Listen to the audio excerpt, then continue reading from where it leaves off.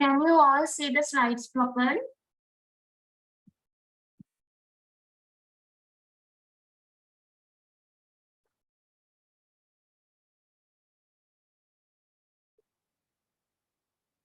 Right, okay. So now we are going to start the chapter 1, which is on the digital economy. Right, as I told you, in this chapter, we are going to give you a basic overview on the digital economy. Now, there are several learning outcomes that we are planning to achieve at the end of this course. So, if I brief you on these learning outcomes, now here it says, having completed this chapter, student should be able to define the term digital economy and digital economics, understand the scope and the impact of digital economy, understand how digitalization of the economy has led the digital economy, evaluate the complexities of digital economy ecosystem, understand how evolution of ICT impacts the digital economy, understand how service convergence has changed the ICT business landscape, understand how the demonopolization has changed the telecommunications industry. So we are going to talk these things in detail in this chapter. So once you finish the chapter, you can go back to these learning outcomes and you can check whether you have understanding about these outcomes or these aspects once we finish this chapter. Right. So we are moving to the introduction, right? Now here, if we take the today's economy, right? If we take the today's environment, what we can observe? We can observe that information technology is everywhere, right? So we are heavily dependent on the information technology. So we are using internet, right? We are using different electronic devices like laptops, like mobile phones, like computers, right? So we are using different kinds of devices, right? And also we are using different applications for the purpose of doing our work or for the purpose of make our work more effective, right? And not only the individuals, even if we take the organization context, there also we can identify that how the businesses have transformed as a result of this digital technology. Now, if we take for an example, if we consider about the period of pandemic, right? COVID-19 period, right? There we have seen to what extent the technology has changed our lives, right? Or we can observe to what extent technology has eased our work, right? Now, if we take for an example, now give me a few examples of how during the COVID-19, to what extent the COVID become important to us. Sorry, to what extent the technology become important to us during the period of COVID-19. How it has changed the way how we do things. Give me a few examples on that.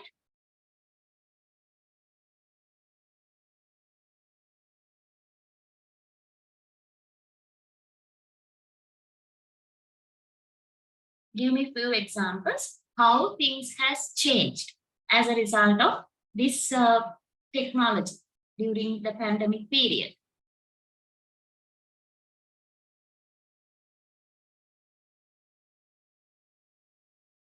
Yes, one student mentioned the education change to online mode, like using Zoom app, very good. Online education, work from home, online shopping, yes, very good, right? So now you have that experience, right? Now during that period, we have seen to what extent COVID impact with the impact of COVID, we have seen to what extent the technology has been utilized, right? To what extent technology has changed the things. Now, more than previously, we have adapted these online shopping activities. Rather visiting to the physical outlet, we tend to purchase products online, right? Now, if we take the number of people who use these things, who adopted these applications, so it is quite high during this period of COVID, right? And also we have seen in terms of education, So we have adapted to this online education platform. Now here you can see still we are using that, right? We have adapted the platforms like Zoom, Teams, right, in order to deliver education. And not only that, if we take the organizations, companies, they have adopted the concepts like work from home, right? Rather, rather, rather keeping each and every employee within your organization, what you want to do, you want to make sure, irrespective of the location of the employee, that the work is being undertaken, right? And not only that, if we take the banks earlier, if we want to we want to uh, deposit money, right? Maybe if we want to transfer money, if we want to make the payment, right? We used to go to a bank, or we used to go to a dedicated place to do these payments. But then during the period of COVID, we have adapted to the different platforms like these online banking platforms, right? They are rather we make the payments by visiting to a bank or a dedicated place, right? We used to make these payments online. And not only that, if we take this food delivery service, right? So they also able to be more successful during the period of this call. So likewise, we have experienced that to what extent technology has made effect on our life during the period of pandemic, right? Now, starting from that, even today we can observe that these things are still remaining, right? So, therefore, now in this chapter, we are going to focus on the digital economy, right? Now, understanding that importance of the technology on the economic importance of how, to what extent that the technology has uh, expanded in our society or in our economy. So we are going to understand about this concept of this digital economy. Right now here it says the digital economy is an economy based on information and communication technology. Now, if we take digital economy, what is meant by the digital economy? It is an economy, right? It is based on the information and communication technology. So that is the important thing. Yeah, though you have to keep in mind. This economy is based on the information and communication technology. Then we call that economy as an digital economy, right? Now, what are these information and communication technologies, right? What do we mean by this information and communication technologies? Give me few examples of information and communication technologies.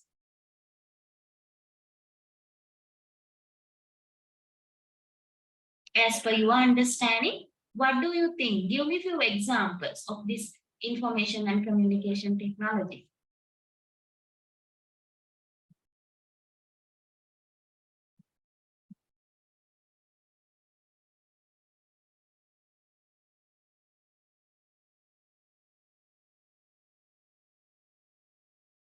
So you can unmute your mic and answer, or else you can put your answer on chat. What are the different types of information and communication technology? Yes, one student mentioned accounting software. So that is like very, if we narrow down this concept, then somewhere we can identify these softwares, right? Yes, digital banking. So they are more like the applications, right? So here I am asking what are the technologies? So what you are giving me, they are the applications, right? Now, if we take for an example, what kind of digital technologies are there, right? So one such technology, if we take internet information, and as a part of information communication technology, we can identify internet. And also we can identify mobile technologies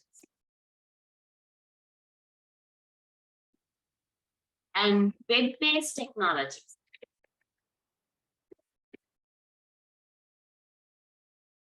Right? So what else?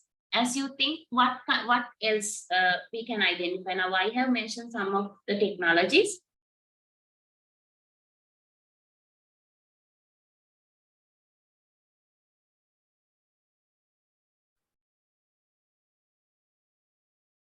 Yes, one student mentioned AI. Yes, you can identify it as another technology.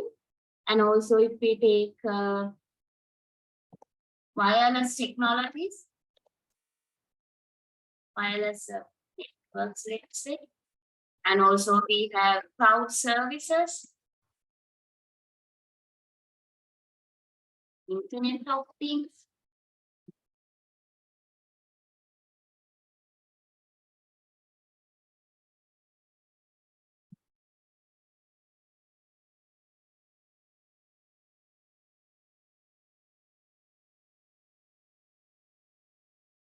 cloud computing, and some shared services, right? So these things we can write. So there are a lot of technologies, right? Now one student mentioned information kiosk and transaction machine. So they are applications, right? Now when you apply these digital information and communication technology, so by applying that you can develop these kind of different applications. Now here we are talking about what kind of technologies, right? Now when in an economy, when we can observe that economy is using these different types of technologies for the different purposes, right? So the usage is very extensive when the economy is heavily using these technologies. Such economy we identify as digital economy. Is it clear to you? Is it clear?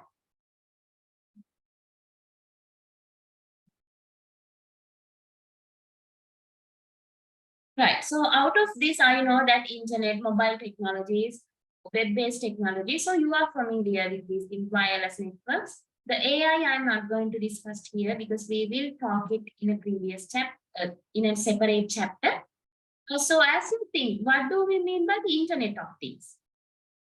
Do you have any idea on what is Internet of Things?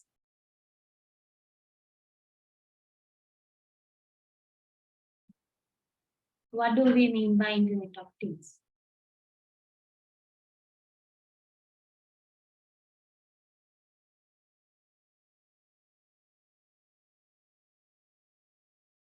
Any idea?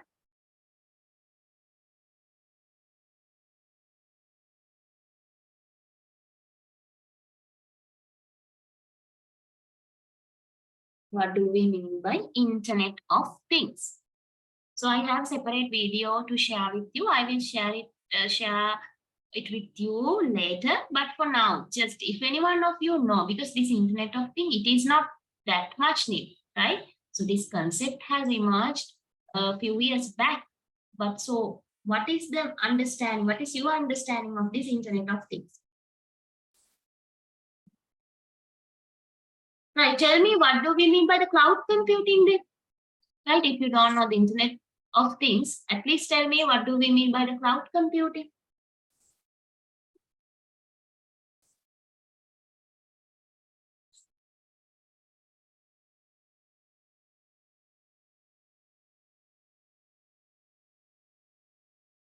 Now, the cloud computing means we are delivering the computing services. It could be hardware, it could be software, it could be some database services, right? Networking services. So these things, rather be delivering them physically, we are delivering them over the internet. So that is what we identified as cloud computing, right?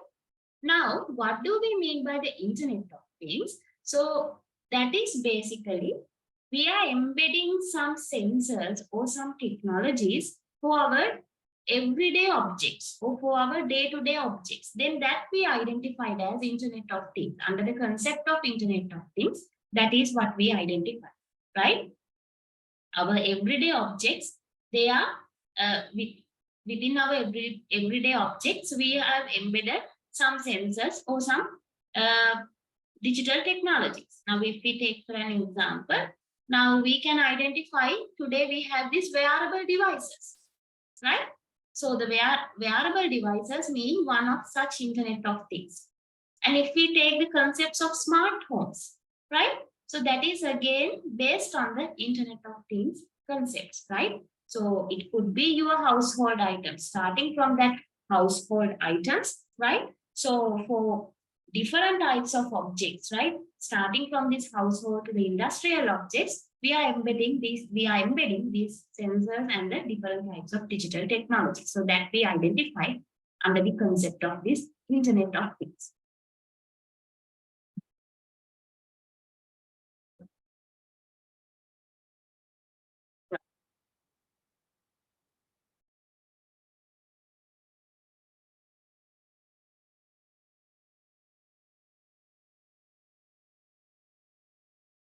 Right. So then the second point says the size and impact of digital economy are driven by the people adoption of these technologies, right? Now we have mentioned it is the economy that is based on the information and communication technology. So even though the technologies are there, if the people are not adapting it, right? If anyone in the economy, anyone in a country is not adapting the technology that are there, then then we can't identify it as a digital economy. Why? Because for economy to be a digital economy, it is important the usage of information technology should be there, right? When the internet is there, if none of the people are going to get that connection, if none of the people are going to get that networking facility, right? Then the usage, there won't be any usage of such technology. Now, for an example, when we introduce the smartphones, if nobody is going to adopt it, right, then it can't have an impact. That is why we say it is important the size and impact of the digital economy, right? To how well your economy is digitalized, right? And what kind of impact the technologies are doing on your economy, right? All these are depends on people's adoption of this technology, right? Now, again, if I highlight you on the pandemic period, so there we have seen to what extent people have adapted that, right? Now, if we take for an example, another example, now because of this fuel issue, right? The QR code has introduced, right? Now, if the people haven't adopted it, then it can't create any impact. But only if people adapt, right? Significant portion of people are adapting to a new technology that we are introducing, then only we can say that it creating an impact on the digital, on the economy. And also then only we can say that the economy is significantly using the technology, then the size of the digital economy is also increasing. Right. Then combining with that point, in the third point, it says, according to figure 1.1, the number of internet users worldwide has increased over time, right? Now, today, if we go through the research articles, right, they are also, they are telling that we are living the digitalized economy. Today, we are in a digital economy, right? Why? Because today we can observe a significant portion of people are adapting the technology. Significant portion of people are using the different types of technologies to do their work, right? So that is why we say the economy, today we are living in the digital economy, right? Now here, in order to, as evidence to that fact, here, if we look at the number of internet users worldwide, right? Now here you can see that figure has increased.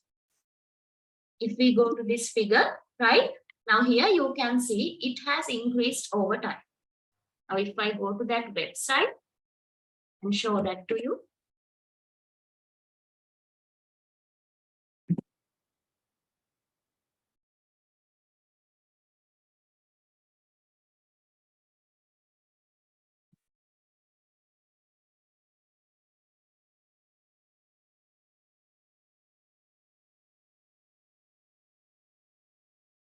So can you see the website that I'm sharing here? මම දැන් මෙතන මේ website එකක් share කරලා තියෙනවා. ඒක ඔයාලට පේනවා. Is it clear to you?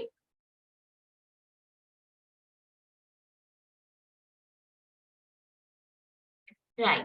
Okay. Now here also what we can see, individuals using the internet, right? The number of people who are using the internet, now you can see it has increased over time. Now, when we look at the statistics of 2005, here you can see we had only 16% internet users, right? Out of the total population, only 16% were using internet, right? But then you can see it has gradually increased, right? Now when it comes to the 2016, right? Now that the 16% has increased up to 43%. That means around 27% increase we can identify, right? And then if we go to around 2018, right? 49%. 49% are using the internet. And then if we go to the 2022, so we can observe around 66%, more than half of the people, more than half of the world population are using the internet, right? So to that extent, people have adopted the technology. It may be highly influenced by this pandemic, right? Now with the effect of now, if we take around 2018 only, 49%, right? But then when it comes to 2022, we can identify 66%, more than half of the world population has adopted the internet platforms, right? So this statistic also basically it highlights on how that adoption, how the number of people using the internet, how it has increased over time.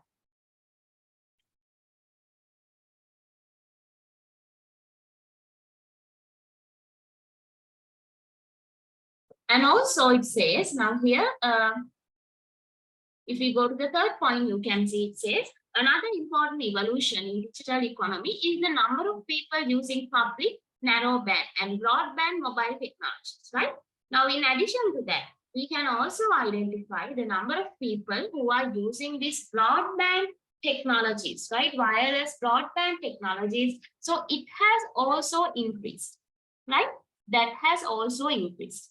Now, in order to identify these statistics, the statistics relevant to the statistics that helps you to prove, right, to what extent the economy has digitalized, to what extent the people are adapting the technology, right? So you can refer this link that I'm sharing, right? So I will share a link with you through chat. Maybe for the additional knowledge, if you are interested on knowing these things, right, then you can refer this link. Just give me 1 minute, I will share it.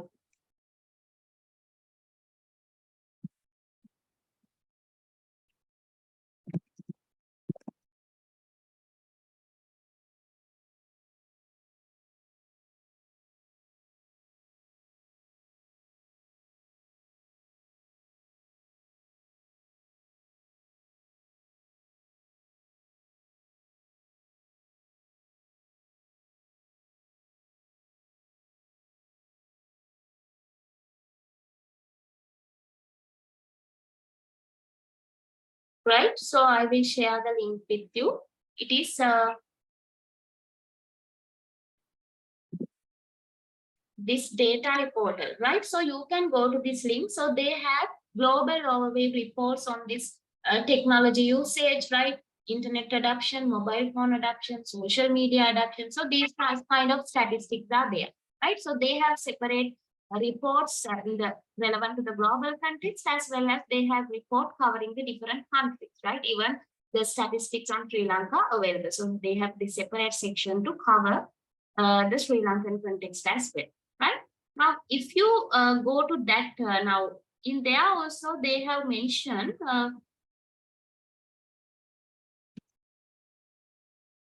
I will share this.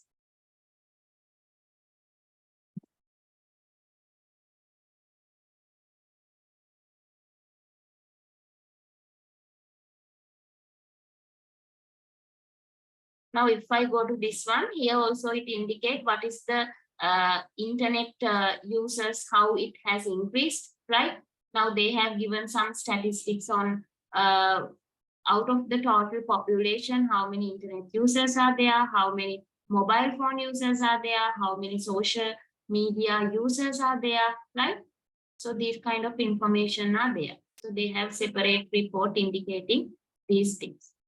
Right now here you can see internet user overview of the internet use. social media use, right? So these kind of information are there. Now,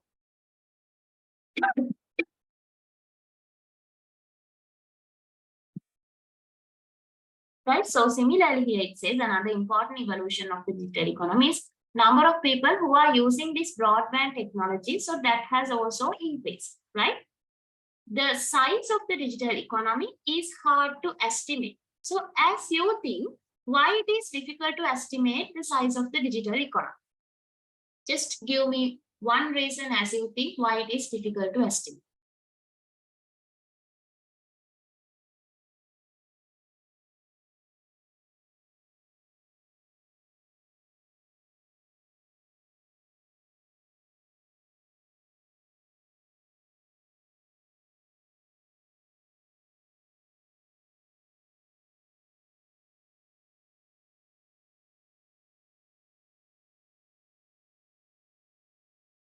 Why it is difficult to estimate?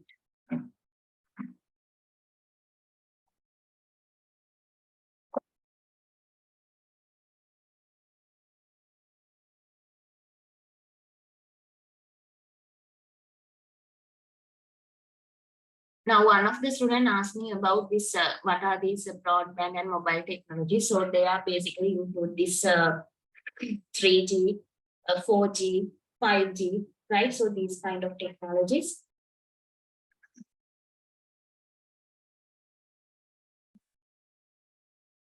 Right. Now, why we say that the effect of or the size of the digital economy is hard to estimate because if we take the technology, right? Now we can't say that the economy is digitalized this much because now if we take this digital technology, right? And if we take this IT sector, it is acting as a one specific industry, right? It acting as a one separate industry. So they deal with these different uh, networking technologies, right? They deal with different software applications. Likewise, they deal with these different things, right? IT hardware, software, right? Networking arrangement, right? Data servers, likewise, they deal with these different IT related components as a separate industry. But in addition to that, at the same time, while working as a separate industry, it also used this IT is also used in almost every industry, right? Now, if we take the industries like retailing, right? If we take the industries like a publisher industry, hotel industry, likewise the different industries also, this information technology is used, right? So it introduced the new business models, right? It introduced the new ways of doing the business to the other industries. So that is why we say the size of this digital economy is very hard to estimate, right? Because it is like that effect is very difficult. There are direct as well as there are some indirect effects. So we can't identify each and every effects clearly. And then it says we are experiencing the transition from the industrial economy to the digital economy, from physical product to the digital goods and services. So as you think, what do we mean by the industrial economy and what do we mean by the digital economy? What is the industrial economy? Now you are business administration student, so definitely you should know these things. What do we mean by the industrial economy? අපි නිකන් කර්මාන්ත based වෙච්ච ඒ වගේ ආර්ථිකයක් කියන්නේ මොන වගේ එකකටද? ඒ වගේ economy එක in the industrial economy, what sectors could be prominent? What kind of things could be prominent as you believe?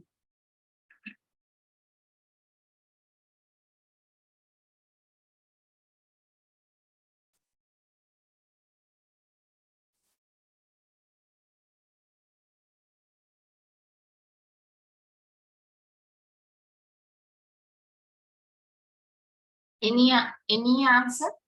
What do we mean by industrial economy and what things can be prominent in industrial economy?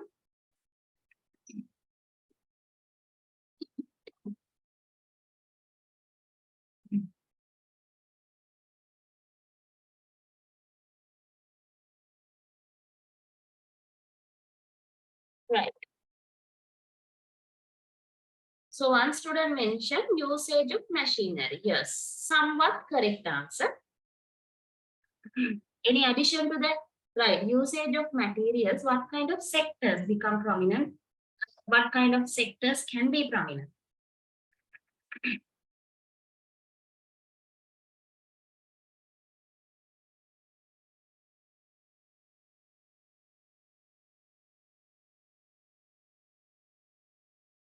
Right, so let me explain for the time being. Right, now along with the economies converting, yes, student mentioned industrial sector, manufacturing sector, yes, correct, right? Because with the adoption of these digital technologies, another thing that we can observe is our economies are or they are transforming from the industrial economy to the digital economy, right? So what do we mean by an industrial economy? It is an economy in which the manufacturing sector is prominent, right? In such economies, what we can observe is physical products, right? We can observe the products which we can see, which we can touch, which we can physically verify, which we can physically see, right? So the manufacturing sector is prominent in such economies, right? However, with the economies are being adapting a lot of digital technologies, we can observe that these economies are transferring from the industrial economy to the digital economy. Now, if we take these digital economies, in such digital economies, we can observe, right? Majority are using digital goods and services. So as you think, just give me a few examples of digital goods and services. Digital goods and services what examples ටික.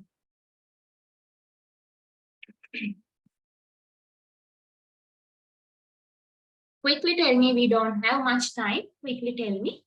Yes, one student mentioned ebooks. Very correct, right? Now, if we take ebooks, online music, right? Online movies. So these things we can identify as a digital goods and services. So as the technology become prominent in an economy, right? So then we can identify this movement from the industrial economy to the digital economy, right? Now to as an evidence or to as a support to that fact, right? As a support to that movement, now we have another statistic on the world largest corporation based on the market capitalization, right? Now, if we look at what are the world largest organizations based on the market capitalization, right? Now here you can identify, right? Hope that you can see my screen. Now here you can identify, if we take the top 5 companies, right?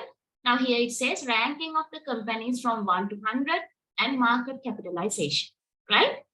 So here if we take the top 5 companies, Apple, the Saudi Arabian oil company, Microsoft, Alphabet, and the Amazon. If we take these 5, right? Now here you can see out of the top 5 companies, right?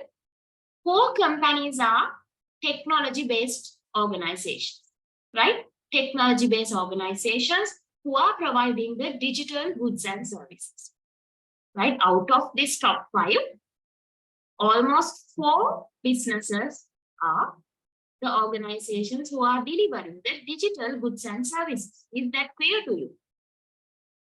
Right? If we take the Apple, Microsoft, Alphabet, and the, what is the Alphabet? What is the service or the technology introduced by the Alphabet? මොකද මේ Alphabet කියන company එකේ මොකක්ද යාලා introduce කරපු technology එක?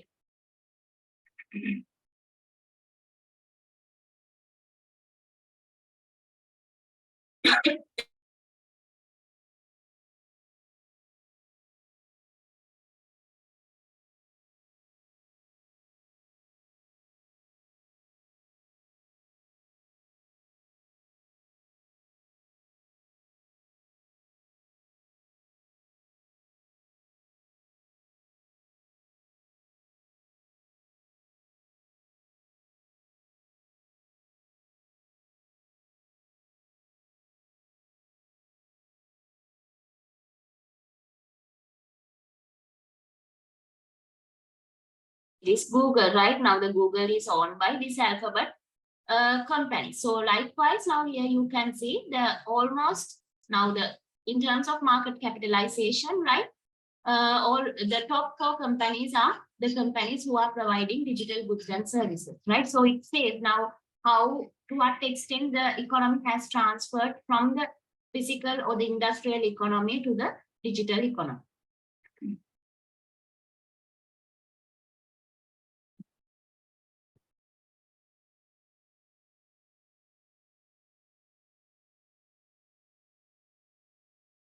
Right. Now then here,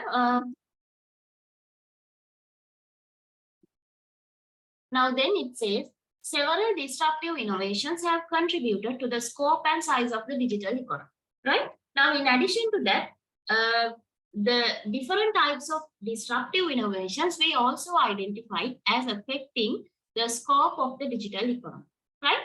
So what do we mean by the disruptive innovations? In simply, the disruptive innovation, right? In these disruptive innovations,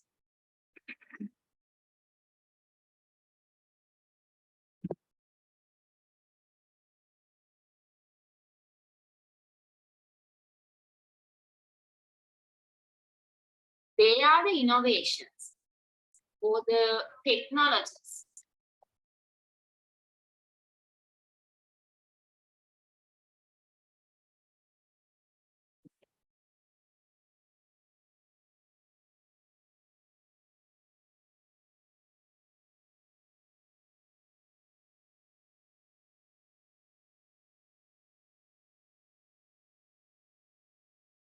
Right? So what do we mean by the disruptive innovations? These are the innovations or the technologies that are bringing radical or the sweeping changes to the industry or markets. That is what we identify. Simply, that is disruptive innovations, right? Innovation or a technology that can create a significant impact on an industry or a market, right? Now here you can see, now it says a disruptive innovation is an innovation that creates a new market, often leading to change in market leadership and emergence of new companies which become the dominant actors. Now, as a result of these disruptive innovations, right? So it introduces the innovations which create new markets. Now, as a result of these innovations, it creates the significant or radical changes in the market, right? And also it changed the market leadership. Now, sometimes when these different disruptive technologies or the innovations, when they are introducing, one of the key features that we can identify is it creating winners and the losers as a part of that innovation. දැන් මේ වගේ disruptive innovation එකක් introduce කරනකොට අපිට දකින්න පුළුවන් key feature එකක් තමයි ඒකේ තියෙන. ඒ technology එකේ result එකක් විදිහට හැමතිස්සෙම winners ලා සහ losers ලා create වෙනවා කියන එක. Right? And also it create the market leadership. The people who are acting as a market leaders, right? Who gain the leadership position in the marketplace, right? Maybe no longer they are in a position to stay in that leadership position, because the organization or a party who is introducing that new technology or a new innovation, they become the dominant players in the market, right? They are dominating the market, right? So these are the disruptive innovations. Now, if we take for an example, if we take the typewriter and the word processing application, right? Now, before the word processing applications introduced, people use typewriters to type things or to take things to a document, right? And then later on, these word processing applications were introduced. Then as a result, what happened? The use of typewriters, right? Now, today we can't see the people using typewriters, right? Rather, each and everyone using it. They want to format a document, if they want to create a document, or if they want to design something, what they do? They use word processing applications, right? So as a result of the introduction of word processing applications in that market, they become the dominant player. right? Whereas the organizations who manufacture typewriters, right? So they become the losers. Earlier they had the leadership, but as a result of introduction of that radical innovation or a disruptive innovation, they had to step back, right? And also if we take the introduction of personal computers, right? This personal computers, laptops, right? If we take that, so earlier, now when we talk about the introduction of the computers, right? The organizations used this mainframe computers, supercomputers, which were very large in size, right? Which are very difficult to handle. You can't take it everywhere, right? You have to maintain or you have to monitor it with special care, right? And it is not user friendly at all. So there were a lot of disadvantages associated with them, right? But later on, these personal computers were introduced, right? So the person with that introduction, right, it introduced a new market, right? And also now to a certain extent, this leadership has changed, right? Now, even uh, when the when the era of this supercomputers, mainframe computers, the IBM was the leader, but with the introduction of PC, even they. So, if any organization in the current environment, if you can't adapt to these new technologies that are introducing to your element industry, then you become loose. But if you can adapt, right, then maybe at least you can survive in that industry. And other example, if we take another example, now, can you remember earlier, if you want to install something, let's say you want to install Office package, right? Now, at our times, right, when we want to install Office package, so how we used to do that, we used to maybe purchase it, right? Purchase a box software, maybe put it in the CD and then install it to our computer or laptop, right? But today we know rather the box softwares, right? So today we have these online softwares available, right? So you can download the softwares online, right? Now if you have the Microsoft account, right? You can easily download the Office package online. You don't have to install it physically, right? So there also you can see, so these things we identified as a disruptive innovations with changing the existing landscape of the markets. Then here it says market sectors that have been significantly affected by ICT-based disruptive innovations are media, telecommunication, and finance. Now, as you think, how the media industry or a market has affected as a result of technology. Quickly give me a few examples. Quickly tell me how the media sector or a media industry has changed with the innovations in information technology.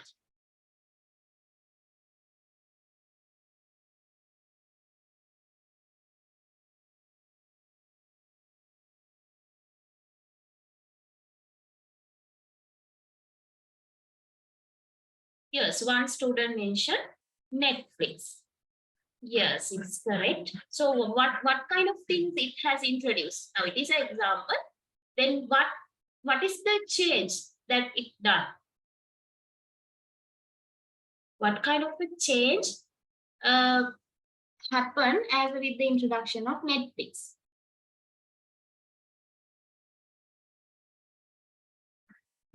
Now in the exam also, if you get a question like how the different industries has been changed with the IT, then rather examples first you have to mention what has happened, what kind of change has happened, then you have to mention what are the examples of that change. Right. Now if we take the media industry, yes, now you have mentioned many TV channels now have their own YouTube channel, right? And also they can watch movies through online rather visit to a movie theater. They use YouTube channels addition to their media channels. Yes, very good, right? So these are some of the changes that happen in the media sector. Right. Now, earlier, we used to, if you want to watch a movie, what you used to do, we used to visit to a nearby, maybe there are these DVD shops and rent a DVD and then watch it, or else we are visiting to a movie theater in order to watch a movie. Right. Now, rather doing that, today we have this online movie, TV series streaming services like Netflix. Right. So, using these services, what you can do, you can maybe pay a subscription, right? You can get a subscription for a particular period of time. Then you can watch the movies, right? And also there are this, now if we take the music, right? Now earlier, if you want to listen, now normally how we used to listen to the music, maybe we purchase this music album, right? Or we used to purchase a cassette tape, right? Or we used to listen it in the radio or a TV, right? But today we have this online music streaming services like Spotify, like Apple, I mean this Apple Music Store, right?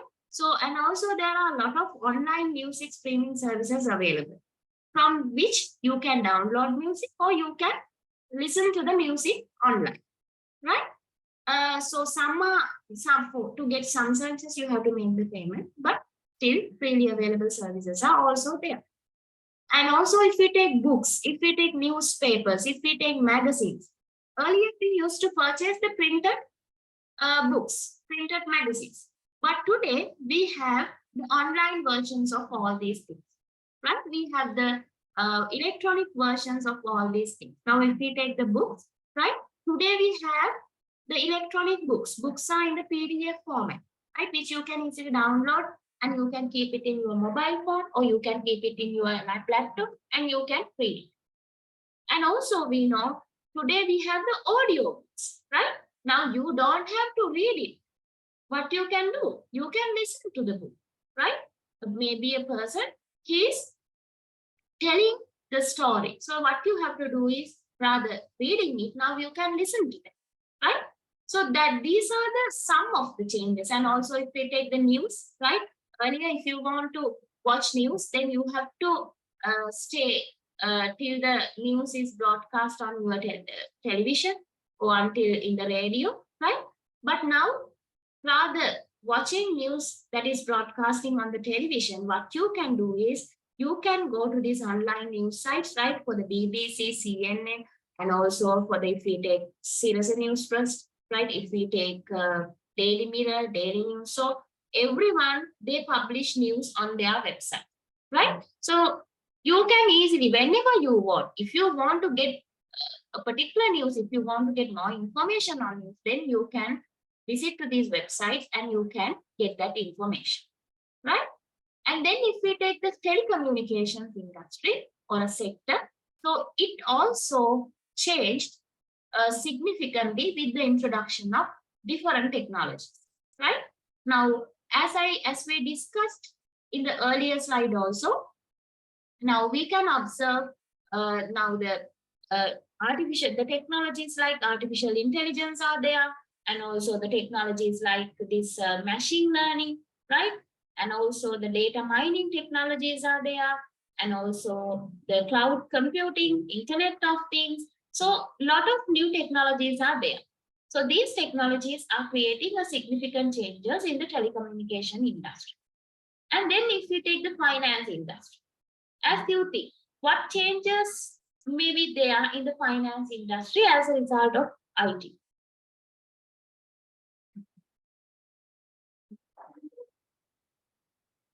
Quickly tell me. Now, all of these are not new things, right? So I am not asking about any definitions or I'm not asking about any concepts, right? So these things are very, you have the hands-on experience on these things. That's why I am asking. Yes, we have the e-banking services. We have the ATM, right? Now the ATM facilities are there. It is somewhat older technology. But if we take the today's context, right, we can see the banks are using kiosks where you can do multiple things. You can physically go to a kiosk and you can uh, like now previously the only opportunity we had is to like withdraw the money. But now we can deposit money, deposit checks, right? And also we can make some utility payments, right, using kiosks. And not only that, another important development is we have these internet banking facilities available. We can go to bank website and we can log into the website with our username and password, right? And then we can do a lot of things. You can check the statement. But earlier, sometimes when the person want to check the bank statement, you visit to the bank and you update your passbook, or else you call to the bank and you give some of your credentials like account number and your ID number, and you verify your account balance from there, right? But now you can do it on your own. You can log into your bank account and you can check the uh, and also yes, chatbots are there, right? So maybe you can, if you have some concerns, you can, if you want some clarifications, right? So these kind of facilities are there. And also in the banks also, they are using the, if we take the banks, if we take the finance companies, they are using different accounting packages, different software packages like ERP systems, right? So to do their work, they are using these different types of systems, right? And also if we take the banks, they have the online, these internet banking facilities, and at the same time, they have mobile banking applications as well. You can download some of the apps to your mobiles and you can do the transactions, right? And if we take the stock markets, right? Now these brokering services, they also maintain their own application, and also the stock market, they have their own applications to so that people can, you don't have to go to the stock market, rather by being at home using your mobile, you can check how the stock, what are the prices, right? You can take your exchange decisions based on that, right? So likewise, these kind of changes are taking place in the finance industry, right? Yes, Bitcoin is another new area, right? And also online payments are mentioned, and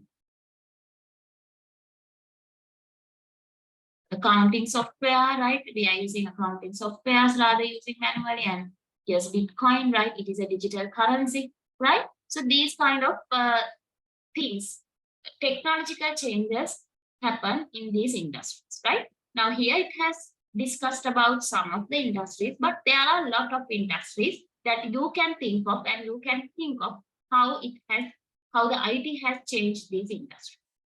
And also it says an important part of digital economy is e-commerce, right? Now, what do we mean by the e-commerce? It is electronic commerce. We need to e-commerce work. Now, e-commerce is the online trading of physical goods, digital goods, and services. One important aspect of e-commerce is user feedback and recommendation, right?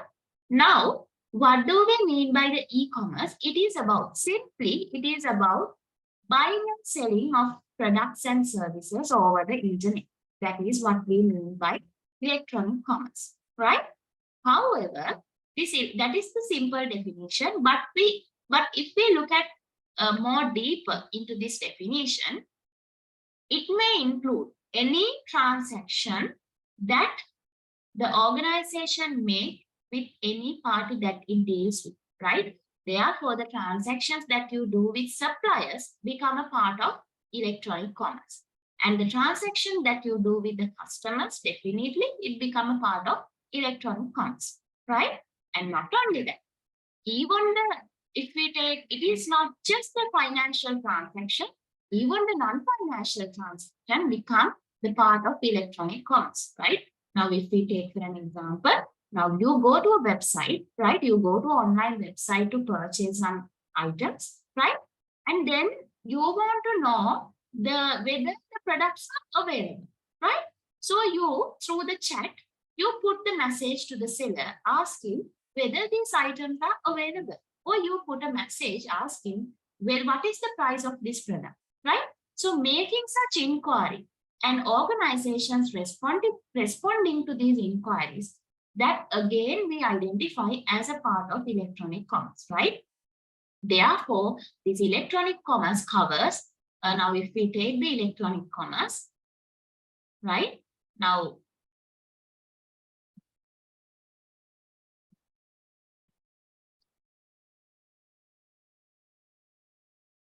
that's it. Okay.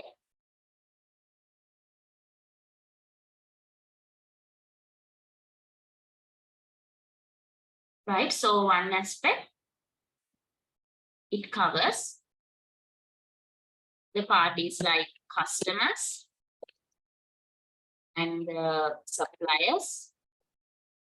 And also sometimes if you maintain some transactions with your business partners.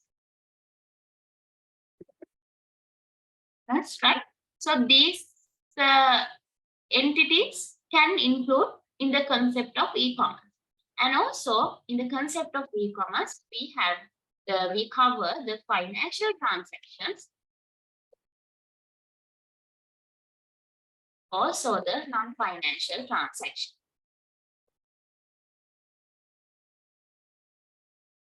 Right now, if we take for an example, as I told you, now financial transactions could be you make the payment to the product, right? And also non-financial transaction could be organization responding to the customer inquiries, right? And also organization is creating healthy environment to the customer, delivering products to the customer, right? And also you ensure the secure environment to the customer, right? So these things may include under the non-financial transaction, right? So the financial and the non-financial transaction that the organization maintain with any party that it deals with, we identify as a part of this electronic commerce, right? Now, according to the definition, here it says, now e-commerce is the online trading of physical goods, digital goods and services. So the e-commerce is not only the trading of physical goods, right? Now physical goods means now if we take a website like Kiehl's, right? If we take a website of a Kiehl's, what we can identify, they sell the physical goods. But if we take a website of Amazon, right? Now, if I show you the website of the Amazon,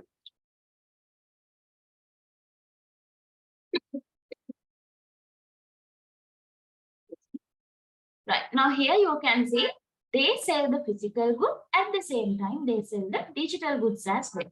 Now here, if we go to their product range, now here you can see they have the physical goods available, and at the same time they have the digital content and the devices available. They have the app store where you can download the application, and they have the Kindle version of books, right? They have this Amazon Music, right? Likewise, they also offer digital contents or the services from their platform or from this e-commerce platform, right? I hope that is clear. So the e-commerce, it is about, it's not just the physical goods, even the digital goods and services are shared through the electronic commerce platform, right? Is it clear to you? Is this clear? Up to this part, do you have any questions? And also the speed I am doing the lecture, is it okay with you? Right? Like, do you want to do it more faster, or do you want to slow a little bit? Just quickly tell me. You know, I'm asking, I'm getting your feedback because I can't see you and I don't know like how you feel or what are your issues, right? It's not like a physical lecture. So quickly tell me. So far, is everything clear? First tell me that the content that I have discussed so far, is it clear to you?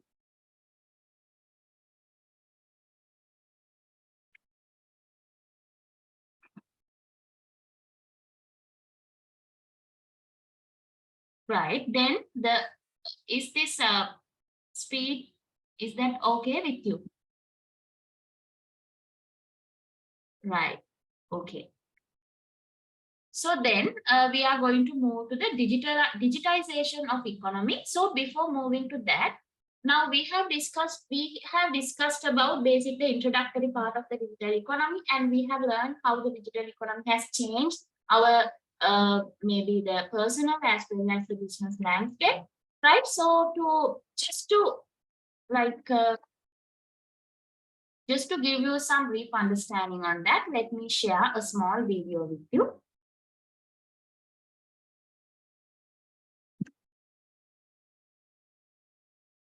Let's take it.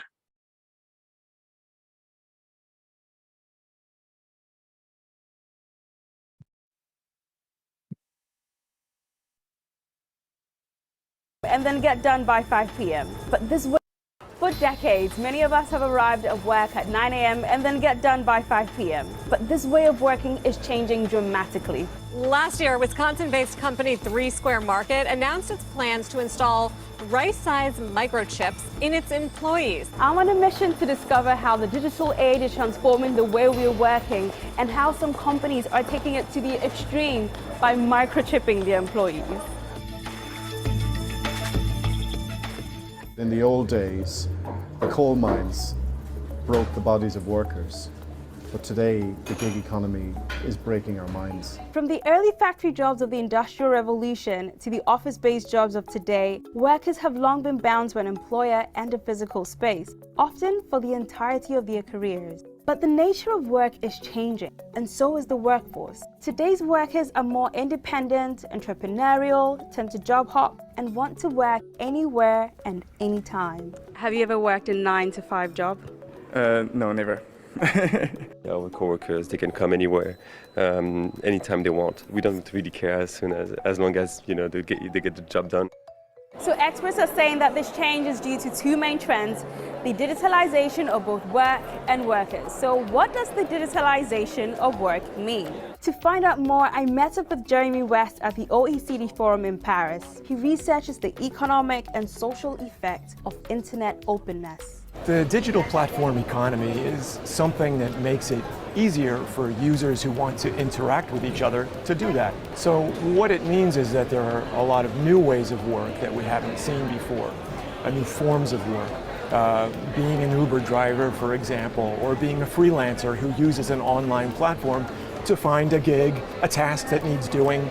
Estimating the size of the global platform economy is difficult, but one piece of research compiled 242 of these digital platforms and found they're worth a combined $7.2 trillion. And the top 7, the so-called super platforms, are worth $4.9 trillion, or 69% of the total worth of the platform economy.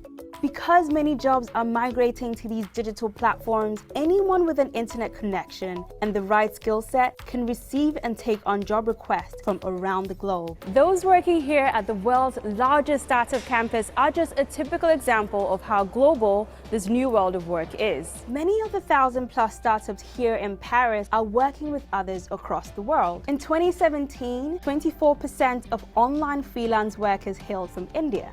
Bangladesh made up 16%, while 12% of these workers were from the US. And many industries are taking advantage of these online freelancers, from software development and sales support to writing and translation. But if workers are far apart from each other, then how are companies monitoring productivity? In a typical 9-to-5 office job, it's pretty easy for your boss to make sure you're working.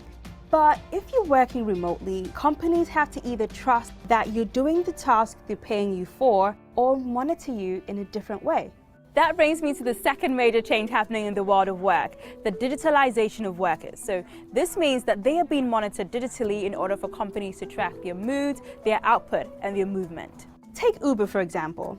The ride-hailing company has been known to closely monitor drivers' working time, braking, and accelerating speeds and more to detect unsafe driving patterns. Surveillance can be a good thing. It's a bit like a knife. It can be used for good or it can be used for bad.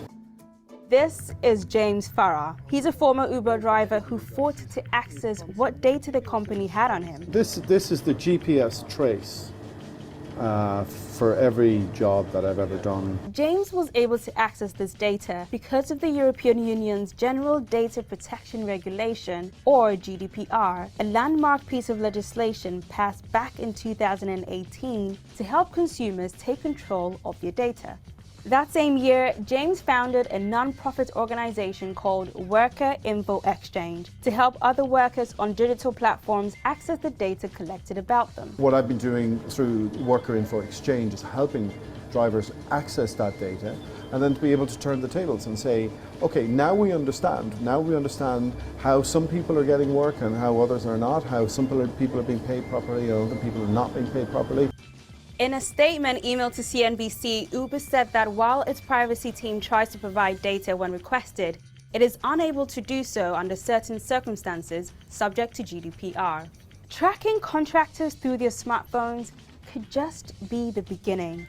The experts I spoke to say microchipping could be next. I am freaked out by this, but I'm more curious than anything else. So let's go speak to the brains behind this new technology.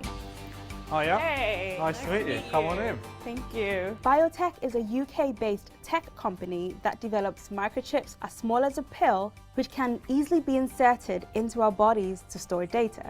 Stephen Northam is the company's founder. He's showing me an X-ray image of the microchip inside his very own hand. So we imagine 10, 15 years sort of time, this could be very commonplace. Could you have one chip replace keys, money, passport, and then you just leave the house just with your hand? Once the 8-kilobyte chip is in your hand, it emits low-frequency signals read by a scanner that identifies the unique ID in the microchip. Stephen uses his microchip in the office, at home, and even to start his car, but he's not using it to monitor his employees. But microchipping employees is gaining traction. Take US company 3 Square Market as an example. As of last year, 92 of its 196 employees have been microchipped. 3 Square says employees can use the chip to pay for office snacks and to enter the building. But take it a step further, and chips could potentially track employees' lunch breaks, and if connected to a GPS, they could track their movements too. That's a red flag for the growing number of people concerned about the security of their personal data. But Stephen tells me they've already thought that through. It can be easily read with a mobile phone. You can wipe the data, you can change it, you can encrypt it, password protect it. So from our point of view, it's probably more safe than having your data in the cloud because it's only in your hand, a memory stick inside your body. The OECD says data is a critical resource and could globally drive economies of scale. But to truly realize those gains, instilling trust around our data is a must. And for that, it says governments need to put policies in place to protect individuals and their data. With the working world changing exponentially, only time will tell how these policies can adapt. Thank you so much, guys, for watching the video. The United Kingdom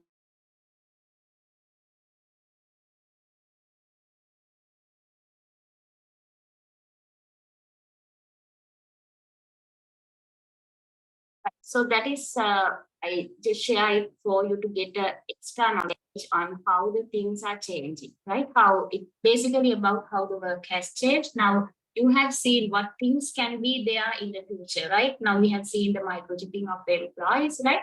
Just think now, if these things are comes to our context, right? Then what things can happen? How our lives can change, right? Okay, so then we are moving to this digitization of the economy. Now it says, now how this economy can be digitized. The digital economy is triggered by 3 technological events, right? Now if we look at this digital economy, now it has emerged, or we can like do something to be a digital economy, right? Or the economy has transformed to the digital economy with the 3 technological evolutions. Right? So what are these 3 technological evolutions? The adoption of the technology, everything has increased as a result of these technological evolutions. So what are these 3 evolutions? Digitization of data, evolution of digital ICT infrastructures, and digital processing and storage. So these are the 3 technological evolutions that has changed, or that has create the economy into the digital economy. So here it says figure 1.3 shows how these technological evolutions are related. Right? So before I will come back to this slide later, but before that, let me first discuss about each and every evolution in detail. Right, now here you can see the figure. So we will come back to this figure later. Right, now here it says digitization of data. Right, today an increasing amount of data is produced and stored digitally. Right, now today we can see a lot of data, enormous amount of data stored digitally in a digital platform. Right, but before the data becomes digital, before this data transferred to the digital form, or before the data is becoming digitalized, right? Earlier, what we had was, the data we had was not the digital data, we had the analog data, right? We called it as, we had the analog data. Now, historically, what we had was analog data.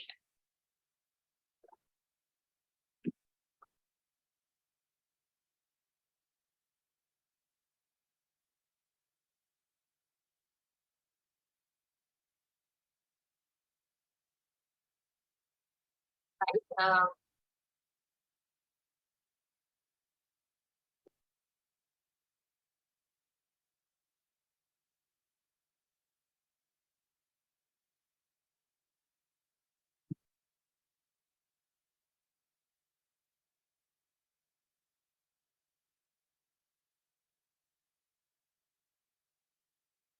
Now, if we take the analog data, right, now if we take the data that we have in documents, right, data that we have in books, that we have in the cassette tapes, that we have in maybe the photographs, right? So these things we identified as a analog data, right?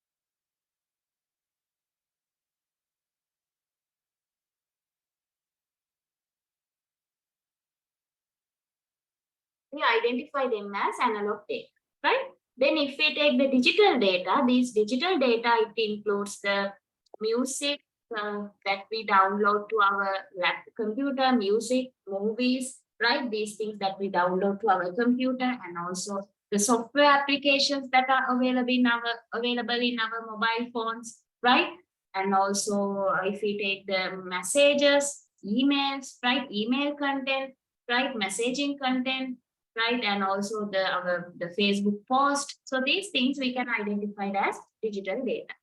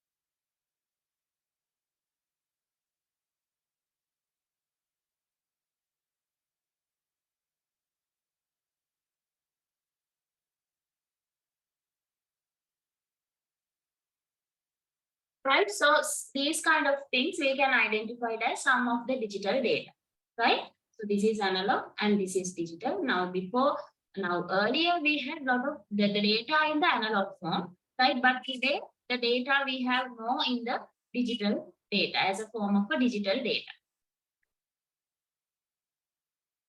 Right. Digitization of data means that the data can be coded as a sequence of bits, right? Now, when we are converting data into a digital form, that means we can code this data in a form of bits, right? Do you know what is the meaning of bits? Anyone? The meaning of bits? මොකද්ද bits කියලා කියන්නේ?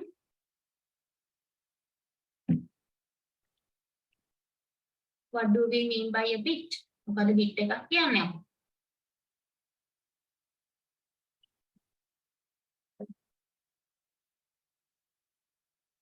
Bit is the smallest unit that a computer can handle. අපේ computer එකට handle කරන්න පුළුවන් කුඩාම ඒකකය තමයි අපි bit එකක් කියලා කියන්නේ. So normally the bits we indicate in zeros or 1, right? Now you may be inputting a number to the computer, right? Then ඔයා computer එකට number එකක්. එහෙම නැත්නම් ඔයාගේ නමක් තමයි අපි මෙතනින් insert කරන්නේ. But how the computer take it or how the computer handle it as a sequence of bits. Bits විදියට තමයි අඳුනගන්නේ. Now if we take for an example, now let's take like the number 34. Then අපි මේ number 34 කියන එක bits විදියට තමයි අපි computer එක identify කරගන්නේ. එතකොට ඒක මෙන්න මේ වගේ number එකකින් තමයි computer එක identify කරගන්න. ඒ වගේ අපේ නමක් වෙන්න පුළුවන්, number එකක් වෙන්න පුළුවන්. මේ දේවල් අර bits වල එකතුවක්, sequence, ඒ කියන්නේ bit වල collection එකක් විදිහට තමයි computer එකක් identify කරගන්නේ. Right? So the digital data is that we can identify them in bits. අපිට අර වගේ bits විදිහට digital data identify කරගන්න පුළුවන්. අපිට bit එක bits වලින් එක code කිරීමේ හැකියාවක් තියෙනවා. Right? Then only we can store something on a computer, right? Or then only we can input and process that in a computer or any device.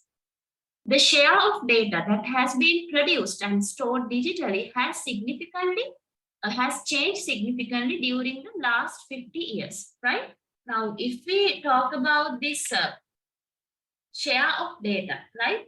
The percentage of data that has been produced and stored digitally, right? Now, if we take over the past years, it has significantly changed, right? That means it has significantly increased. Now, if we take initial periods, right, maybe only 1% of data we stored through the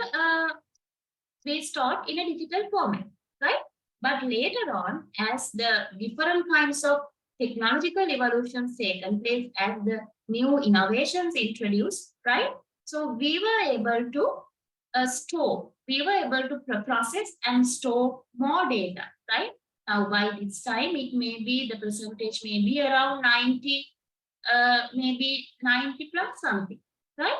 So likewise, now the share of data, it has increased over the years. Since all this data is in digital format, the data can be transmitted, processed, and stored extremely efficiently and at a low cost, right? And also the data, when it is in a digital format, you can easily transmit the data. You can easily process the data. You can also store the data and all data at a very low cost. And also you can do it very efficiently, right? Now take for an example, if the data is in a physical format or if the data is in an analog format, right? If you want to store the data, maybe you have to incur a lot of cost on developing those storage facilities. Right? And also if you want to process or if you want to do some processing of data, it is again not that much easy. But if we take something like digital data, right, then you can process them very easily. You can share that data very easily compared to sharing something that is available in analog format. Sharing the data that is in a digital format is very easy. Within a very short period of time, you can easily share it. But if we take something like a book, right?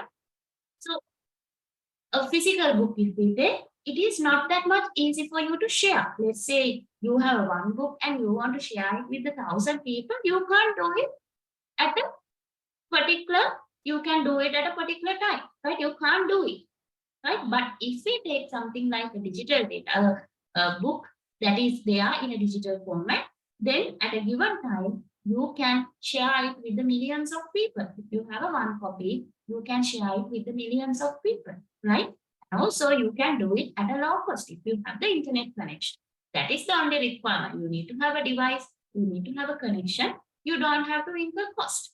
But if you want to share a book with the, let's say at a given time, you have to share a book with 1,000 people, it is impossible. And if you want to do that, then what you have to do? Maybe you have to print another 100 books, right? The cost is there. So that is why we say when the data is in a digital format, you can process them easily and also you can store them easily and at a low cost. Right. Then we have the next evolution, that is about the evolution of ICT infrastructure, right? So what do we mean by the evolution of ICT infrastructure?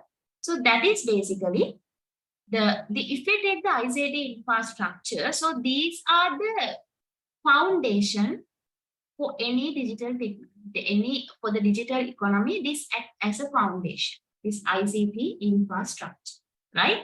So in order to share the data, in order to store the data, you need to have this ICT infrastructure available, right? The infrastructure need to be in place for you to do everything, or for you to use the technology. ICT infrastructure should be there, right?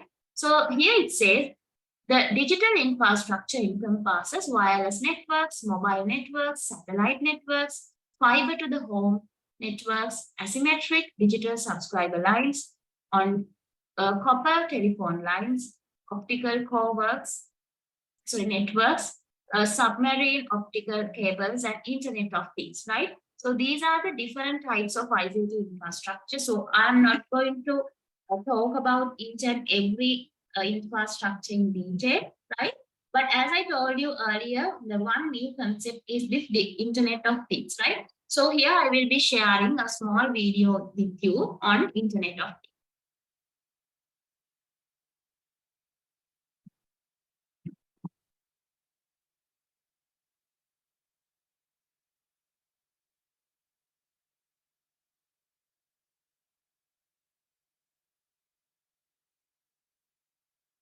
The first wave of the internet revolution came in with the growth of personal computers, and in the second wave, the internet came right onto our palms, that is with the advent of mobile devices.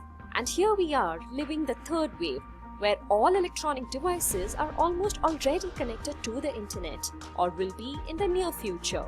Yes, the Internet of Things will bring about the next industrial revolution and will drastically transform the way we live and experience technology today.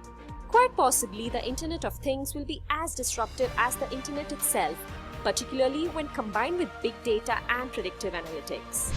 But what exactly is IoT? The concept behind IoT is about connecting just about everything to the Internet in real time, which directly improves our quality of life and experiences. For instance, how are you watching this video right now? On a PC, a mobile, or a tablet? Well, whichever device you're using, it's definitely connected to the internet, and that means you're already using an IoT device. Sensors are becoming the endpoints of IoT networks. Wondering what exactly a sensor is? These sensors collect an increasing amount of context-aware data and information such as location, images, weather conditions, and inject them into networks, actuators, and applications in real time.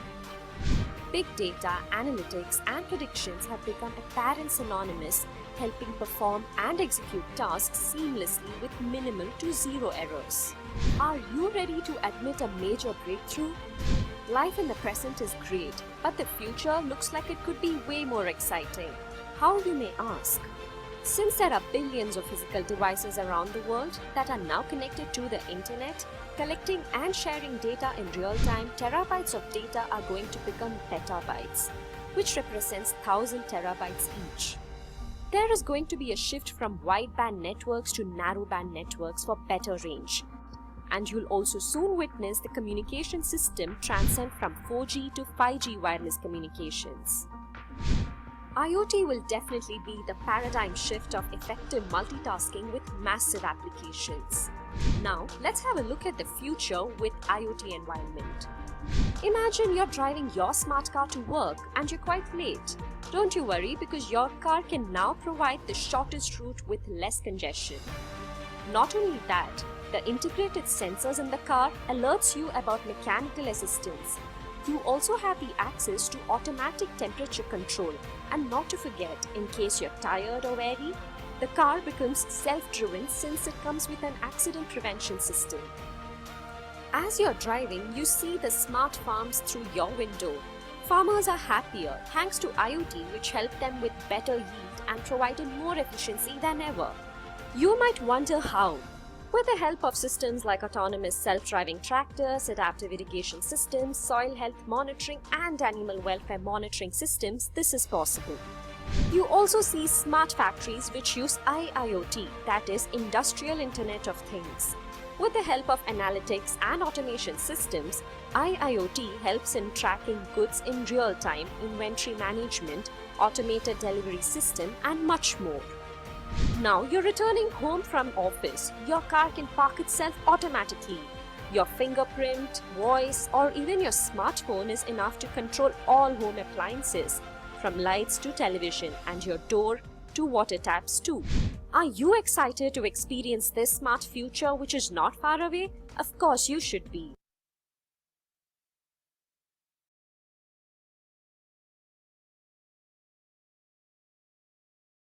Right.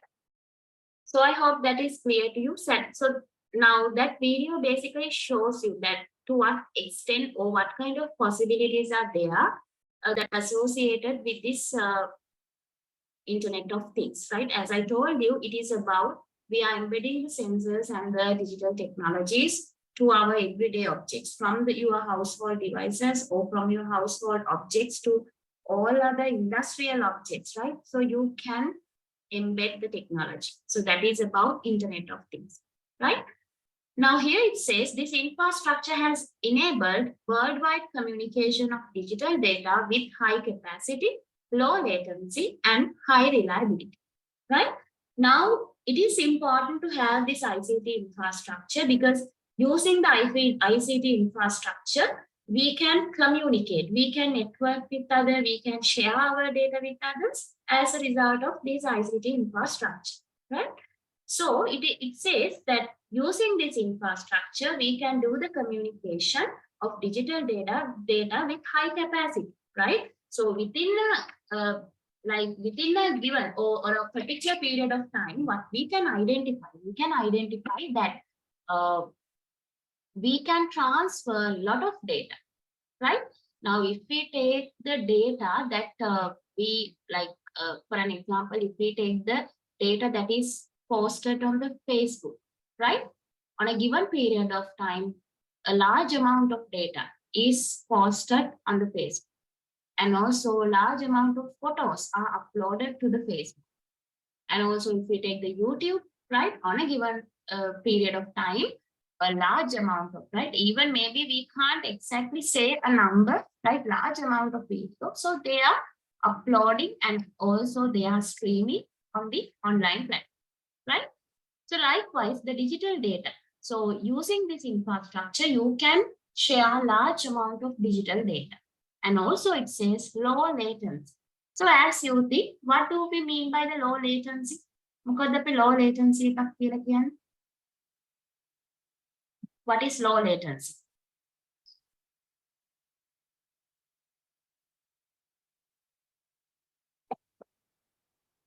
What do we mean by low latency?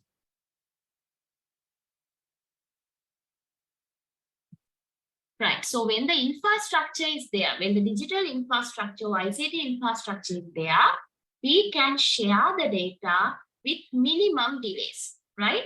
Now, without wasting that much of time, within a shorter period of time, we are in a position to share our data. And also with high reliability. So what do we mean by the high reliability? With minimum amount of errors, right? So it makes sure when the infrastructure is there, it makes sure that our message or our information is received to the final destination without any errors, right? So that is what we mean by high reliability, right? So this infrastructure facilitates all of these things. Now, you have experience. Now, we have experience now during the period of these power cuts, right? Now, along with the power cuts, even we didn't get access to this internet. Even our internet connections, everything, everything become weak during the like the time period of power, right? So then what happened?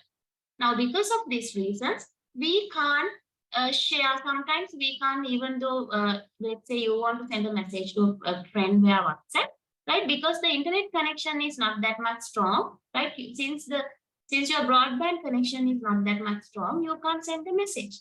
Even though you want to do a lecture, maybe you are not in a position to do a lecture because you don't have because of the issues with that internet connection. Even though you want to send an email, you can't send it, right? Because the connection is not that much strong, right? So that also indicate to what extent we need infrastructure to use or to share the information using the technology in order to increase the usage, right? In order to increase the digitalization of work, it is important the infrastructure must be there, right? So we identify this digital infrastructure or the ICT infrastructure as the foundation of digital economy. අපි හැමතිස්සෙම මේ digital infrastructure වලට කියන්නේ digital economy එකේ foundation. ඒ කියන්නේ ඒක මත ඉඳලා තමයි අපිට digital economy එකක් ඇතුලේ අපි තොරතුරු share කරගන්නවා නම්, අපි digital services ලබා ගන්නවා නම් අනිවාර්යයෙන්ම infrastructure තියෙන්න ඕනේ. Without infrastructure, you can't have like the society or the economy that is digitally enabled, right? You have to make sure that the sufficient level of infrastructure is there, right? So that is about this evolution of ICT infrastructure. And the next one is digital processing and storage. The advances of microprocessors and mass storage of digital data have resulted in evolution of digital devices that fast processing and cheap storage facilities. Now, if we take the another thing that you want to have a digital economy, to increase the usage of technology in the economy, that is digital processing and storage, right? Now, if we take these microprocessors, right, from the initial or from the first microprocessor, and if we look at the microprocessors that are today, right, so we can identify they have evolved a lot, right? They have gone through a lot of evolutions, and they have adopted very advanced functionalities. So as a result, the processing power of these microprocessors, it has increased. That means you can process a large amount of data at a given time, right? So the faster processing is associated with these innovations or advancements in microprocessors. And also we can identify this mass storage, right, which you need to store your data, right? Now, if we take these mass storages again, now they also gone through a lot of innovations, lot of evolutions. Now, earlier you used to have this like the hard disk in order to store your data, right? Earlier you used to the organizations, if we take, they used to maintain, most of the organization traditionally they maintain large amount of data warehouses physically, right? But today the organization moved to, now today we can identify some of the evolutions in these storage devices, right?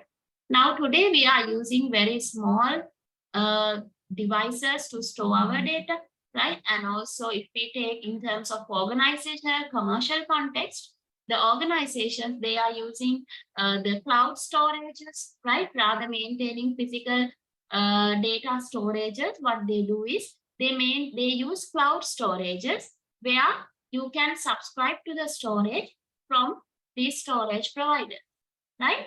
So then you store your data.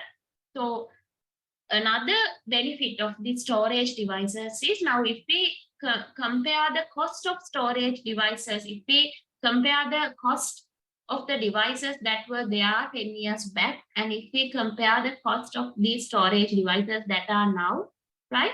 So what we can observe is, we can observe gradually, right, the cost of these storage devices has declined.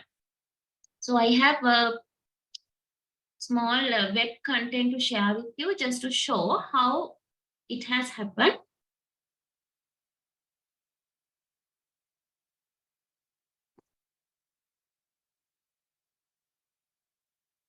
Now here you can see. So this is 21 data on that, right? No, now today it may be different from that.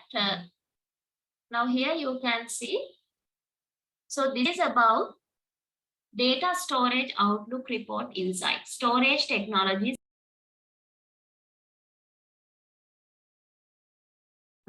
Yes.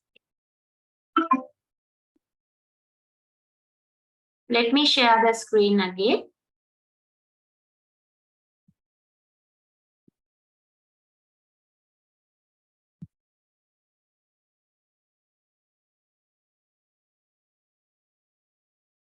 Now here you can see.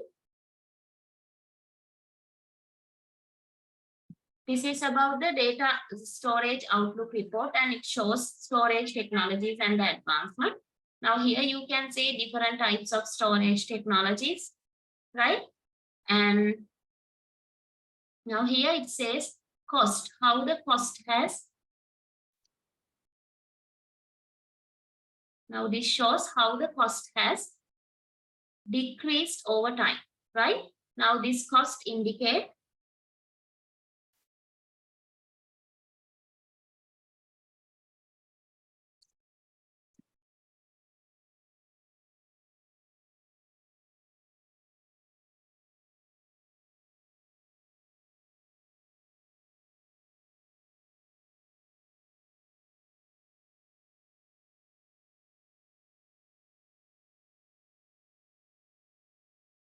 now here, if you look at this, now here you can see how the cost has increased.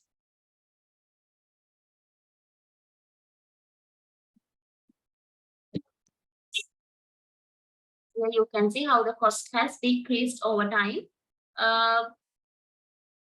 The cost of storage devices, the different types of devices, how it has increased, right? Also, you can read these things in order to get more understanding.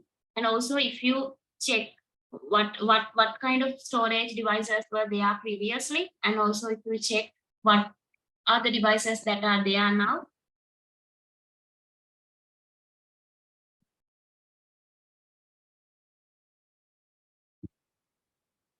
Right, if you check the devices that are there now, then you can easily identify that revolution.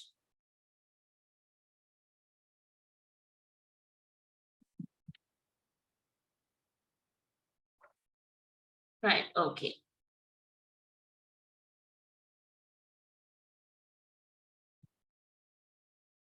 Then we are going to talk about the digital economics. What is the meaning of digital economics? Now, this says digital economics is the branch of economics studying digital goods and services. Before that, do you want to have a small break, or shall we continue the lecture? Break එකක් ඕනේද අපි lecture එක continue කරමුද? Quickly tell me yes or no.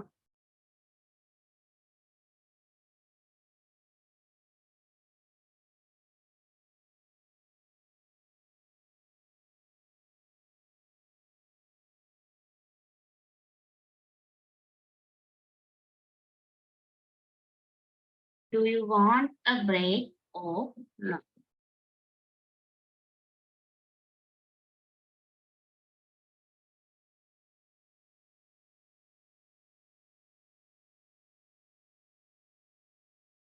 Right, okay. So before moving to the digital economics, let me go back to this slide, right? Now here you can see it's talk about the digitalization of economy. Now we have identified the three technological evolution, right? And here it says figure 1.3 shows how these technological evolutions are related. It is a combination of digitalized data, fast communication networks, mass storages that empowers the digitization of the economy. The digital services rely on the advancements of all three technologies to operate effectively, right? Now here you can see, if we take the digitization of data, digital infrastructure, and the processing and storage capabilities of all these three evolutions are interrelated or interconnected, right? For economy to be digitized, it is important you need to have the digitalized data. The data need to be in a digital format, right?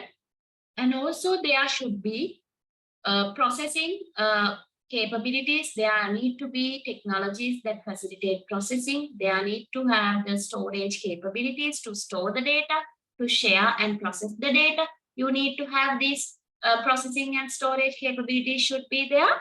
And more importantly, you also need to have the digital or ICT infrastructure, right? So this ICT infrastructure, it acts as a foundation, right? It acts as a foundation of this digital economy. Now, if we take for an example, if we take a Facebook, right? Now, Facebook, it needs to have this digital data. The data is in a digital form. Also, for Facebook to operate effectively, right? It needs to have digital infrastructure. If proper internet broadband connections are not there, if proper wireless connections are not there, right? 4G, 5G technologies are not there, right? Then it is not in a position to provide its service effectively, right? So to make sure that your service is used by the people effectively, right? So this infrastructure needs to be there. And on the other hand, for Facebook, right, to provide more effective service, they need to have this processing and storage capabilities, right? They should have the capabilities to store the data, right? So in order to provide some personalized experience to their users, this processing and storage is important, right? So I hope that is clear to you. So that is why we say all these evolutions, they are interrelated, right? They are connected with each other. And also, most digital services rely on the advancement of all three technologies to operate effectively, right? As I told you, in the case of Facebook, right, it is a digital service. So for them to perform effectively, the advancement of these three areas is very much important. Is that clear? Is how these three evolutions or how these requirements are linking with each other? Is that clear to you? Yes or no?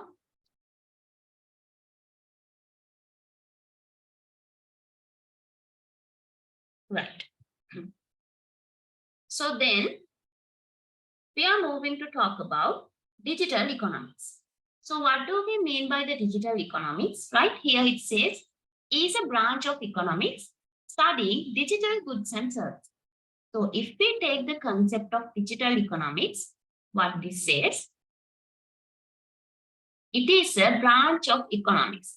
If we take this one as an economics, right, then this can be digital economics. This is digital economics. So it is a subset or a branch of branch of economics. This one we can take economics.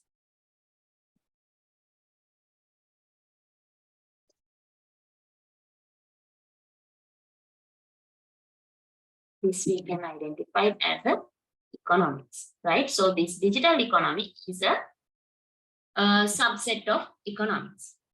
So now what is the difference? Right now in the digital economics, now normally in the economics also we talk about this income and expenses, we talk about different actors of the economy, we talk about the manufacturing, right?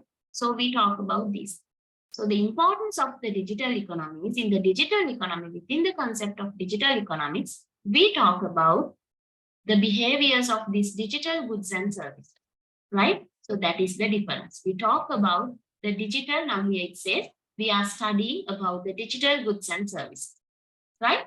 Now also it says, hereafter, the term digital services is used when collectively referring to both digital goods and services. So in this chapter, we are using the digital services hereafter. However, the digital services means both the digital goods and services, right? So if we take the digital services and the physical goods and services, so what difference you can identify? If we take, for an example, if we take the digital goods and services, and if we take the physical goods and services, what you can identify? What is the difference between digital goods and physical goods? Very easy question.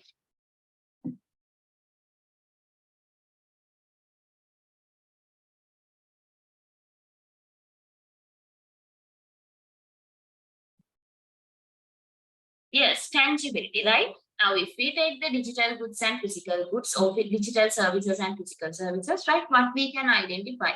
Now, if we take the physical goods, they are tangible, right? We can physically verify the product. We can see the product. We can touch and we can smell the product, right? Now, if we take for an example, a printed book, we can identify as a physical good. A furniture, a car, vehicle, we can identify them as physical goods, right? And also we have the physical services, like the service that is offered by a hairdresser, right? A service of a, like what? A service of a waiter. So these are physical service, right? Then if we go to the digital services, right? Now here it says digital services comprise everything that is digital, right? So what do we mean by everything that is digital? These digital services we can't touch, right? We don't, it is not available physically, right? It is in a digital format. And also it says data produced by users, digital applications and services provided over the internet, and storage and processing of such data. Now, if we take the digital services, it may include the data or digital data that is produced by the users. It could be the data in an email, right? Message, right? Facebook post. So these things we can identify it as the data produced by the users. And also digital applications and services provided over the internet, right? Now, there are different types of application services which is provided over the internet. If we take the mobile, there are different types of mobile applications are there, right? There are social networking applications are there. So these things we identified as these digital applications that provide over the internet. Now, if we take the data produced by the users, it may include text-based data, audio-based data, video-based data that is produced by the user, right? We can identify all these data types under this.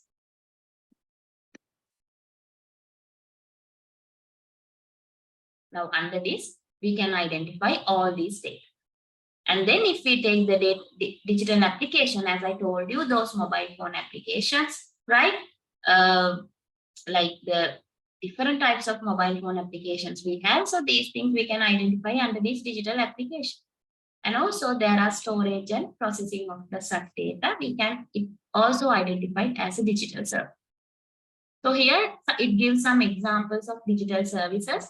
Any kind of software, file stored digitally, smartphone apps, websites, text, video, or voice communication, internet service, trade and bank transactions. So all these things we can identify as a digital service.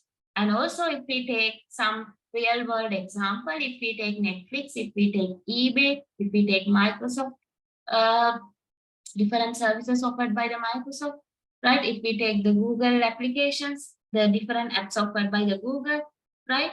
If we take the apps like PickMe, Uber, so these things we identified as a digital service. Right. So then we are going to talk about the digital economy ecosystem. So let's see what do we mean by the digital economy ecosystem. So any of you have an understanding about what is the meaning of ecosystem? මොකක්ද අපි ecosystem එකක් කියලා කියන්නේ?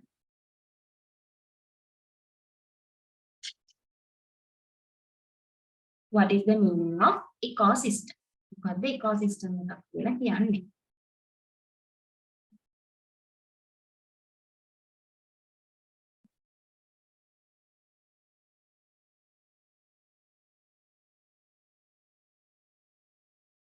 What do we mean by ecosystem?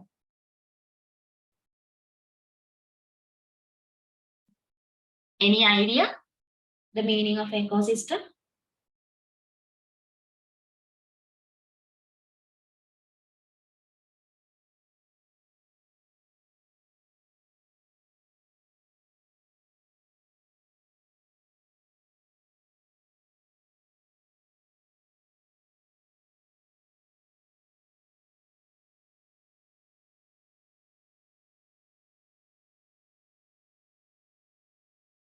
Right. Now, a student mentioned geographical area which has plants and animals. No, in general, yes.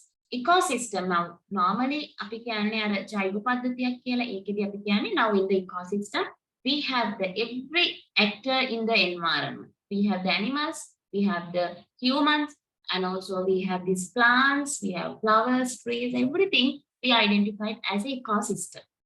Right?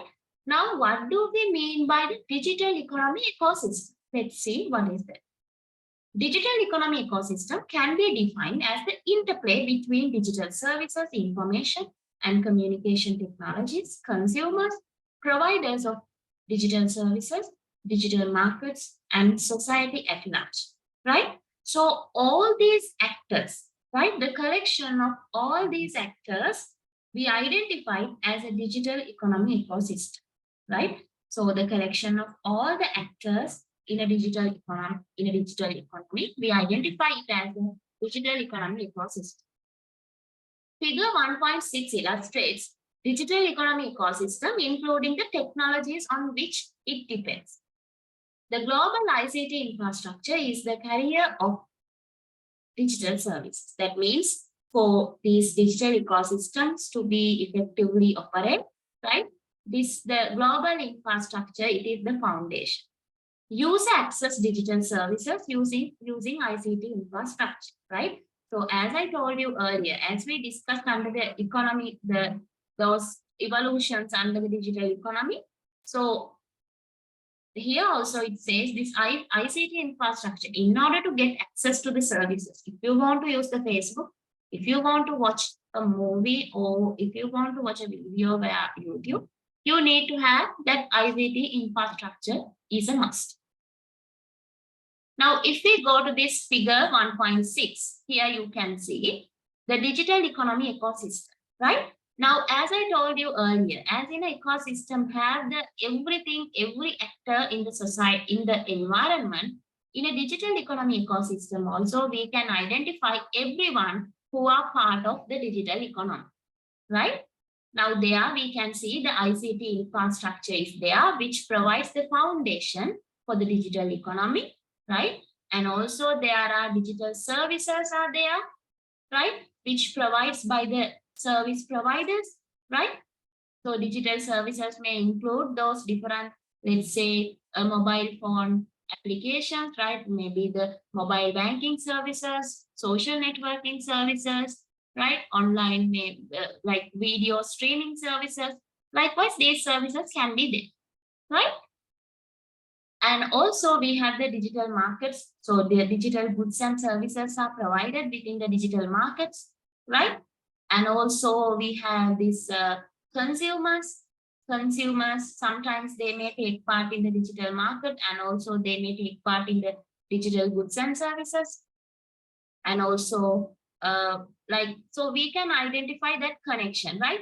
Now here, what is the importance in this digital ecosystem? What you can observe, all these parties are interconnected, right? Now here you can see, now this consumers, they need infrastructure, ICT infrastructure, right? Now if we take, when the ICT infrastructure is there, right? Now if we take the things like these telecommunication services, now you need people to use it, right? So that is why this ICT infrastructure is connecting with the providers and the consumers who are the parties involved in the digital economy ecosystem, right? And then these providers, they provide the services. Maybe in the digital markets, maybe you have the platforms to share the products, right? So they provide the services to these digital markets, as well as they provide these digital goods and services. So the consumers, they get the services, or they take part in the digital markets, maybe to make purchases, right? So I hope that is clear to you. So this is the digital economy. This is one such digital economy where you can see how the different parties are connected with each other. So in this digital economy, we can identify the dependence. We can identify each and every party in the digital economy. They are depend upon others. Is that clear to you? Is this concept clear? Right. Then it says to understand the digital economy, it is necessary to investigate how the different elements of the digital ecosystem interact with one another, right? So in order to gain an understanding about the digital economy, we should be able to identify how these elements of the ecosystem are connecting with each other, right? To a certain extent, I have summarized you how that connectivity is established, how each and every party or every component in the ecosystem connect with each other. Most digital services are dependent on other digital services to provide value to the customer, right? Now, also we can observe that the digital services, they depend on the other digital services, right? Now why you are dependent on the other digital services? Because you want to provide more value to the customers. Now, if we take for an example, if we take something like eBay, right? Now we know eBay connect with PayPal. Now in eBay, PayPal is the entity who provides that financial service, right? Now the customer who is going to purchase a product through eBay, they can make the payment through through PayPal payment service, right? Therefore, now eBay is a digital service, so in order to provide proper value. So if you don't have that kind of a financial connection, if you don't have that kind of financial facility, if you are not providing customer with that financial gateway, then what happens? Maybe customers, they are not going to make purchases from your side, right? And also the customers are unable to make purchases because you don't have that payment component in your website, right?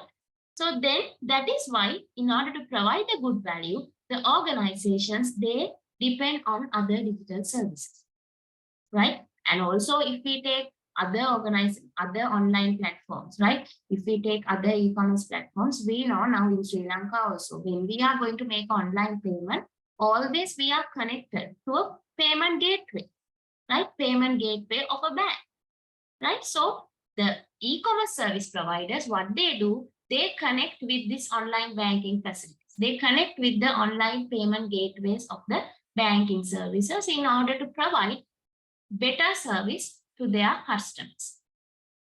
These services may in return depend on various functionalities offered by several ICT providers and other providers of hardware and software support functions. And also these services, like now we have identified even the digital services, they depend on other digital services. At the same time, these services also depends on the functionalities that provide by the providers of this information and communication technology, right? So there are parties who provide hardware and software supporting services. So they depends on them as well. There are some parties who provide cloud services. There are some parties who provide networking capabilities or networking connections. So even these digital services, they have to connect with them in order to provide a proper service. This says it is impossible to map all the dependencies in the digital economy ecosystem, right? Now, even though we discussed that these sectors are connecting with these sectors, even though we mentioned something like that, now if we take the real digital economy ecosystem, it is very complex, right? And also it is very broad. And also there are a lot of actors, a lot of entities who are within that digital economy ecosystem, right? Therefore, it is very difficult to identify who depends on who, right? Those dependencies we can't exactly map, we can exactly identify if we go to the real world digital economy ecosystem. However, the overview of these complexities is obtained from studying digital services and the dependencies these services create, right?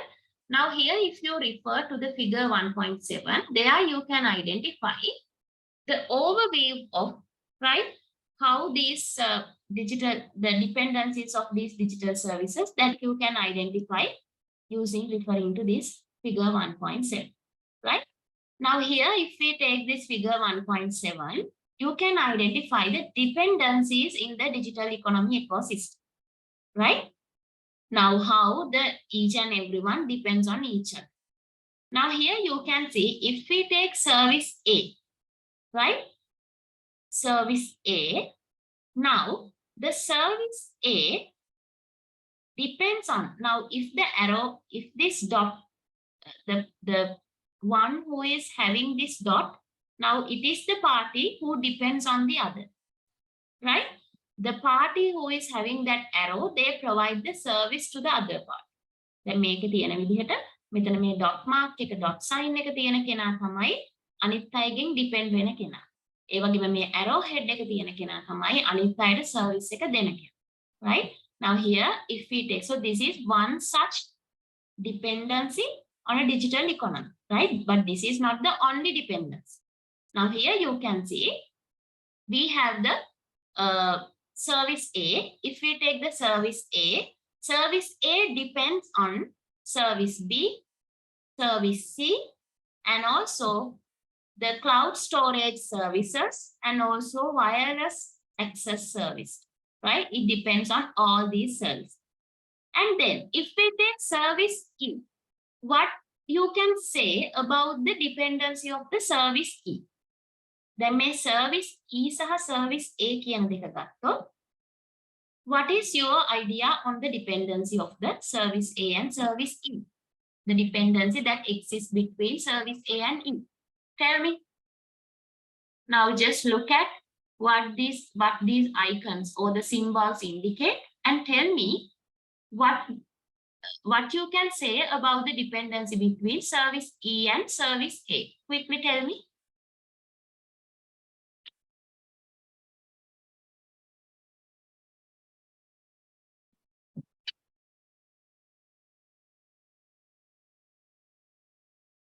Now one student mentioned A depends on E.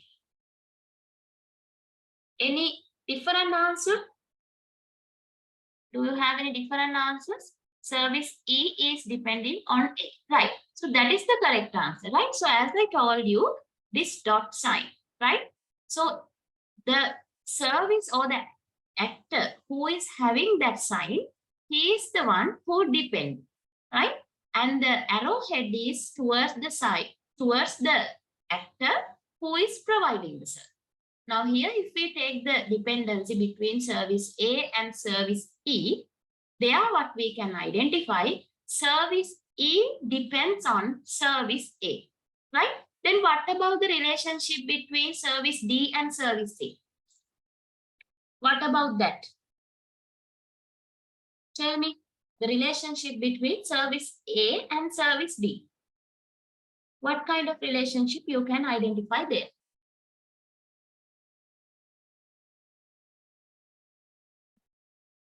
Yes, they are interdependent, right? So here what we can identify, the A and D, they depends on each other.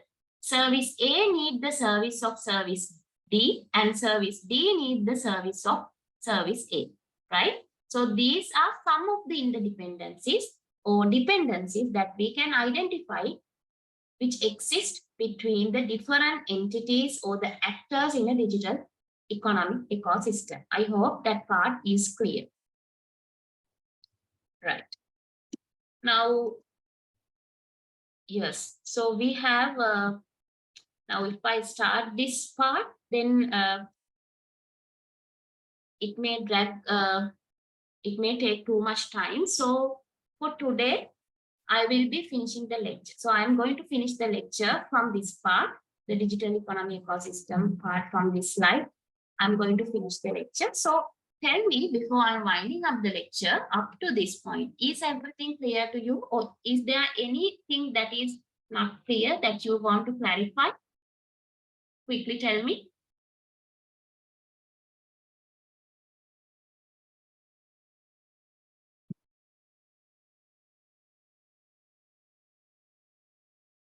Right.